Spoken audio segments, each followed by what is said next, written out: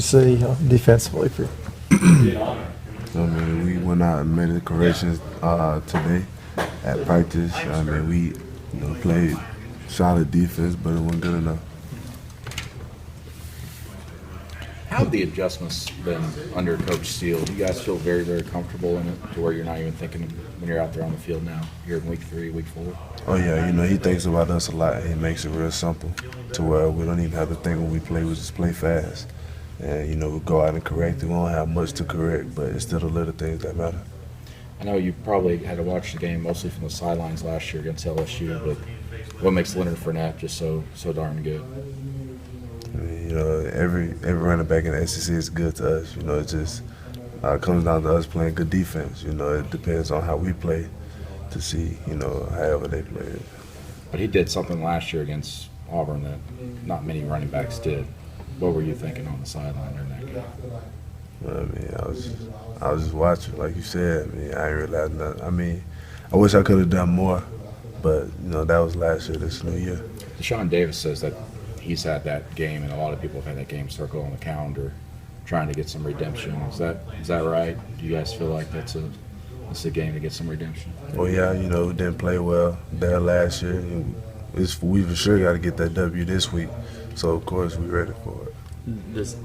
Not so much last year, but does the loss to Texas A&M make it more important game just because of that, just in general? Oh yeah, it's another SEC game. It's a must win. Just like every other game, it's a must win. Coach Steele's talked about how he said it's more about us than it is the other team. How much does that help you guys focus when they put the focus kind of on you instead of the other team? Yeah, we really like when he does that because, it take a lot of pressure off of us, so we don't have to worry about how they're going to play, what they're going to do. We just worry about what we going to do, and we watch film, what are we going to do against whatever they do and stuff like that. Trey, talk about the importance of getting some more takeaways for the defense. It's just going to have to be a priority now. We haven't really gotten many takeaways in the last 3 games. So now in the next games, we're going to have to make it do what it do.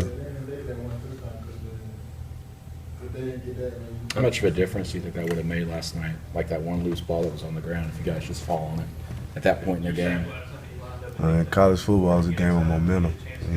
Whoever has the most momentum mostly wins the game. And on special teams we had tied momentum, but on offense, defense-wise, we think they had more momentum than us, and of course it showed at the end of the game. Coach Steele said there's a lot of missed tackles. What was it like, reviewing that film today? You just got to learn from it and move on. Just something you have to work on in practice. What's kind of the mindset of the team right now, going 1-2 to start the season? Just put the last 3 games behind us and move forward. Trey, it's been a while since you guys won an SEC game at home. How important would that be to walk off the field Saturday with a win? Every win at home feels good, so we just gotta, we have great fans and they support us, win, lose, or draw. So we gotta do it for them. Coach Steele said you need a better sense of urgency late in the week with practice and things like that. Who does that fall on to kind of get that mentality going? That's where leadership comes in, despite our record or who we played or how we play or who we play next. It's based on our leadership to pick up and get younger guys and also the older guys on board so we can just keep moving forward. Who are the voices on defense that are kind of feel responsible for that? It can really be anybody. Like, it can go from Marlon Davis, who's a freshman, who plays really well. It can go from Carl Lawson, who's a veteran. Of course, everyone looks up to him, so it really don't matter. It's just, we're all one. We all see ourselves as equal. Jay, Coach Steele was talking about it. Just as a defense as a whole, there were way too many missed tackles last night. Not to call out any one player or any one unit or anything like that, but just how does something like that pop up again after what was 2 really solid games? Just how does that kind of happen? Credit to A&M certainly, but how does that kind of happen after having a couple of good performances? It's really on us. We gotta get our technique down and just remember the fundamentals. Sometimes you lose that within the game, and that's something we cannot do, and that's something we're going to work on this week in practice.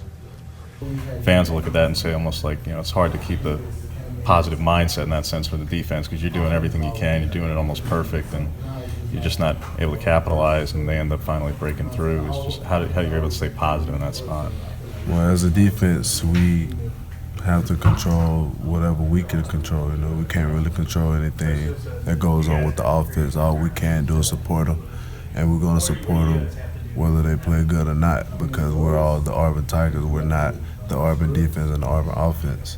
So we're going to support them either way, and it's still our job to keep them from scoring, and that goes for field goals and touchdowns. And they have more points than us, so, you know, we still have to pick it up as well. I know you obviously have not been playing for this entire stretch, but Auburn's 2-10 in its last 12 SEC games. Is that surprising to you somewhat? And do you feel like you guys can turn that around this year, starting this week? Yeah, I feel like we can turn it around. You know, we have a really good team, really talented, they work hard. We just got to, you know, capitalize and execute on Saturday.